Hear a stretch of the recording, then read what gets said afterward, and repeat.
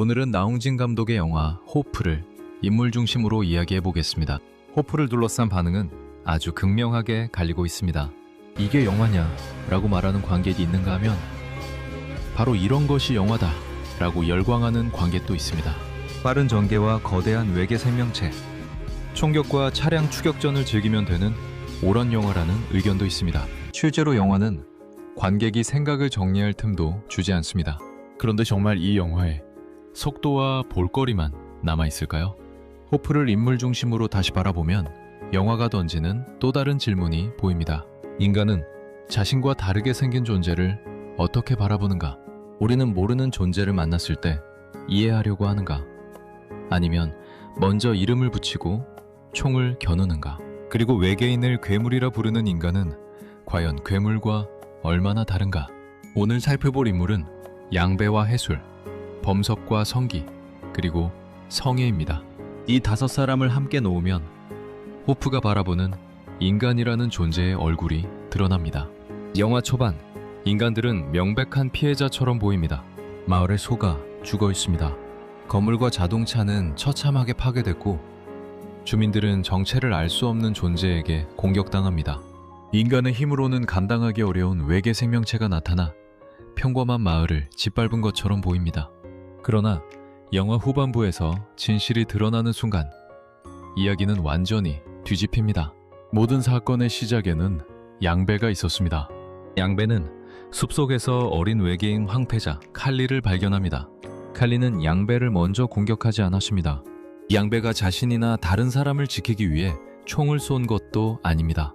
양배는 어린 외계인을 바라보며 생각합니다. 서울 사람들에게 가져가 팔면 돈이 되겠는데. 양배에게 칼리는 살아있는 존재가 아니었습니다.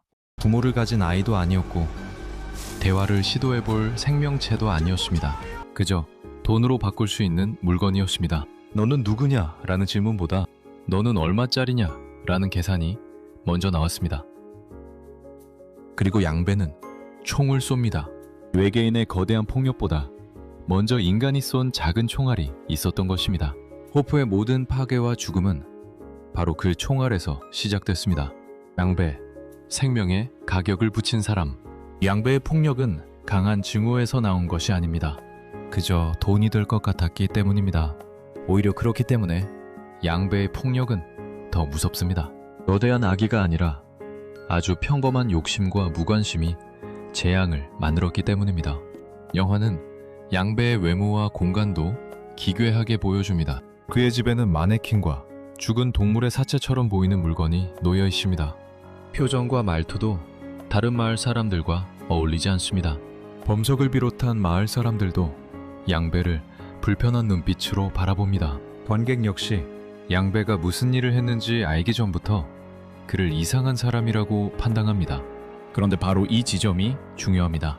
관객이 양배의 외모만 보고 그를 판단하는 방식과 영화 속 인간들이 외계인의 생김새만 보고 괴물이라고 규정하는 방식은 서로 비슷하기 때문입니다. 그러나 인간들 안에도 이미 양배처럼 밀려나고 혐오받는 존재가 있었습니다. 인간들은 이미 자신들의 공동체 안에서도 누가 정상이고 누가 이상한 사람인지 끊임임 없이 나누고 있었습니다. 양배는 괴물처럼 보이는 인간입니다. 그러나 그보다 더 중요한 것은 양배가 낯선 생명을 괴물이나 물건으로 바꾸는 인간의 시선을 대표한다는 점입니다. 그는 외계인을 이해하기 전에 가격을 붙입니다. 그리고 그 순간 생명은 사라지고 상품만 남습니다. 해술. 등장하기 전부터 진실이 된 사람. 양배가 외계인에게 가격을 붙였다면 해술은 외계인에게 이름을 붙입니다. 해술은 영화에 직접 등장하기 전부터 계속 언급됩니다. 길가에 죽어있는 소를 발견한 성기 일행은 범석에게 호랑이가 한 짓이라고 말합니다. 범석이 어떻게 확신하느냐고 묻자 마을 사람들은 너무 당연하다는 듯 말합니다. 해술이 아저씨가 말했으면 진짜지. 이 짧은 대사만으로도 해술이 호프마을에서 어떤 위치에 있는지가 드러납니다. 해술은 경찰도 아니고 동물학자도 아닙니다. 하지만 오랫동안 산과 마을에서 살아온 경험 때문에 그의 말은 곧 사실로 받아들여집니다. 사람들은 직접 확인하지 않습니다. 소의 상처를 자세히 조사하지도 않고 다른 가능성을 생각하지도 않습니다. 해술이 호랑이라고 했으니 호랑이인 것입니다. 범석은 아직 무엇인지 알 수 없다고 말합니다. 그러나 사람들은 모르겠다는 범석의 말보다 호랑이다라는 해술의 확신을 더 믿고 싶어 합니다. 왜 그럴까요? 인간은 모르는 상태를 견디기 어려워하기 때문입니다. 무엇인지 모르는 존재가 마을을 돌아다닌다는 사실은 두렵습니다. 호랑이라면 총을 들고 산에 올라가 잡으면 됩니다. 모르는 존재가 아는 존재로 바뀌는 순간 공포가 조금 줄어드는 것입니다. 그러나 잘못 붙인 이름은 잘못된 행동을 불러옵니다. 실제로 나타난 것은 호랑이가 아니라 외계 생명체였습니다. 해술은 자신이 평생 살아오며 축적한 경험 안에서 전혀 새로운 존재를 판단했습니다. 산에서 나타났고 소를 죽였고 몸집이 크다. 그러니 호랑이다. 그의 경험은 평소에는 지혜였을 것입니다.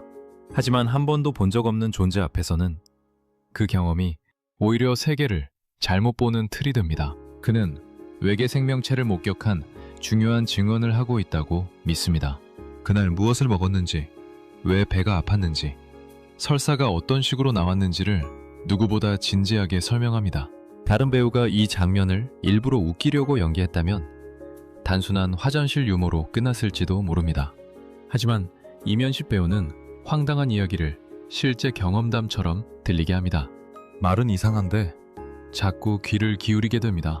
영화 속 성애가 해술의 이야기에 빨려 들어가듯 관객도 그의 장광설에 빠져듭니다. 해술은 상대와 대화를 주고받는 사람처럼 보이지 않습니다. 상대가 무엇을 물어보든 자신이 준비한 이야기를 끝까지 밀어붙입니다. 말을 주고받는 대화라기보다 한 사람의 설교나 공연에 가깝습니다. 해술은 단순한 목격자가 아닙니다. 왜 하필 5분 동안 똥 이야기인가? 이제 가장 중요한 질문으로 들어가 보겠습니다. 외계 생명체가 나타나 사람을 죽이고 마을을 파괴하는 긴박한 상황에서 영화는 왜 액션을 멈추고 해술의 똥 이야기를 그렇게 길게 들려줄까요? 무서워서 설사를 했다. 이 한마디면 충분할 텐데 해술은 자신이 혼자 두루치기를 해먹은 이야기부터 시작합니다. 배가 어떻게 부글거렸고 언제 참지 못했으며 어떻게 똥을 지렸는지 아주 구체적으로 설명합니다. 나홍진 감독은 그 이유를 호프가 인간을 아주 높은 곳에서 내려다보는 영화이기 때문이라고 설명했습니다. 단순히 건물 옥상에서 인간을 내려다보는 정도가 아닙니다. 우주적인 관점에서 혹은 종교적으로 아주 높은 곳에서 인간이라는 존재를 바라보는 것입니다. 인간은 자신을 특별한 존재라고 생각합니다. 생각하고 판단하며 문명을 이룬 고귀한 생명체라고 믿습니다. 인간은 외계인의 흔적에서 냄새가 난다며 불쾌해합니다. 외계인의 모습이 흉측하다며 혐오하고 인간과 다르다는 이유로 괴물이라고 부릅니다. 그런데 영화 속 인간들은 계속 배가 아프고 똥이 마렵습니다. 해술은 미지의 존재와 마주친 순간 자기 몸을 통제하지 못하고 설사를 합니다. 인간이 외계인을 냄새나고 더러운 존재라고 말하지만 인간 역시 먹고 소화하고 냄새를 풍기며 배설하는 생명체인 것입니다. 해술의 설사 이야기는 인간을 모욕하려는 장면이 아닙니다. 인간만 특별히 고귀하다는 착각을 내려놓게 만드는 장면입니다. 인간의 생명이 귀하다면 인간과 다르게 생긴 생명도 귀할 수 있습니다. 인간에게 지켜야 할 아이가 있다면 외계 생명체에게도 찾아야 할 아이가 있을 수 있습니다.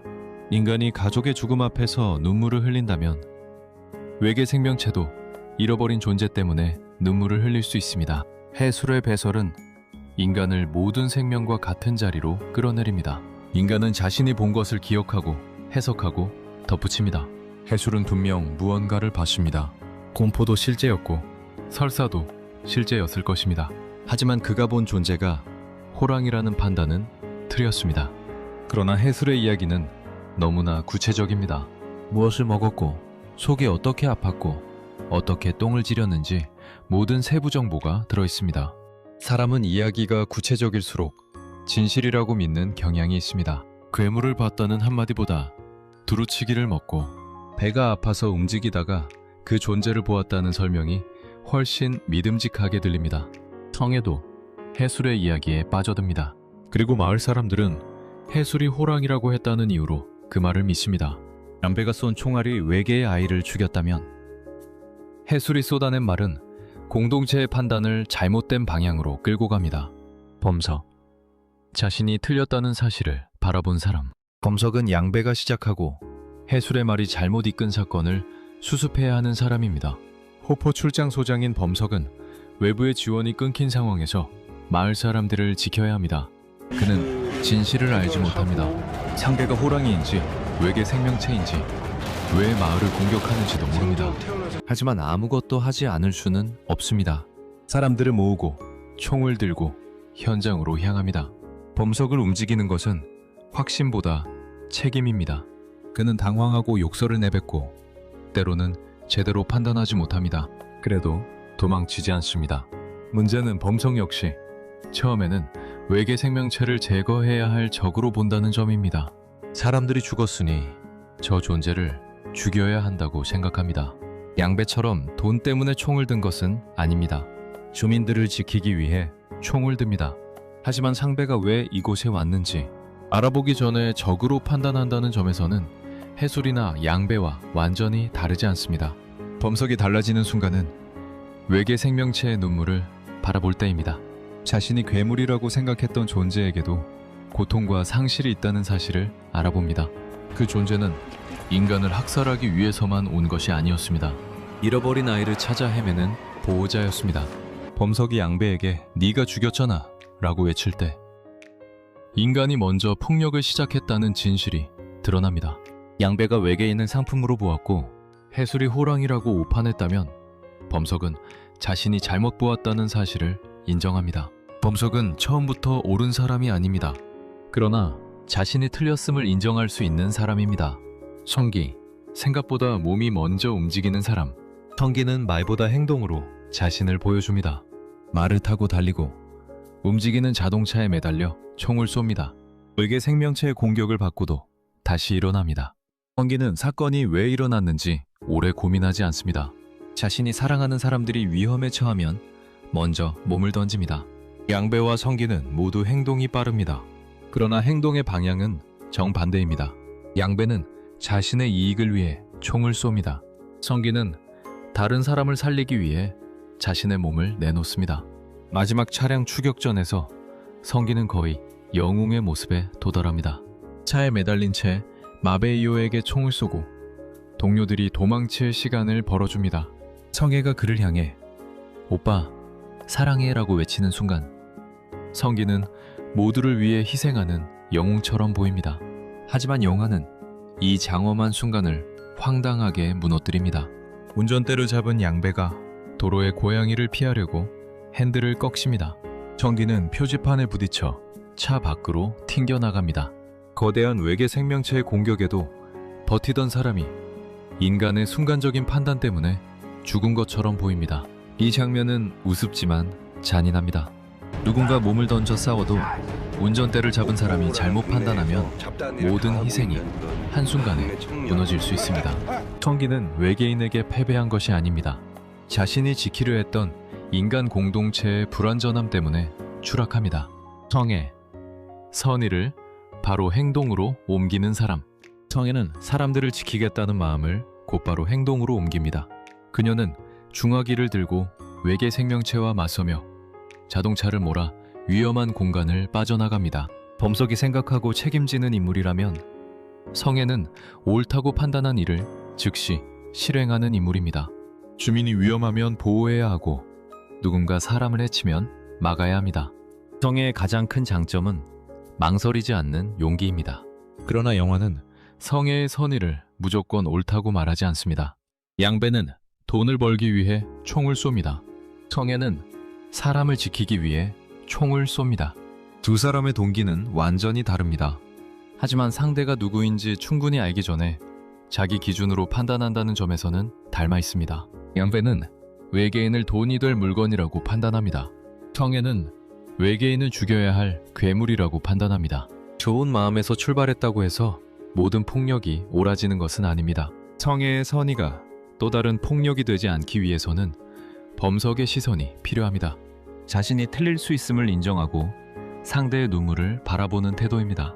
성애가 성기를 향해 오빠 사랑해 라고 외치는 장면은 그녀가 추상적인 정의만을 위해 싸우는 사람이 아니라는 사실도 보여줍니다.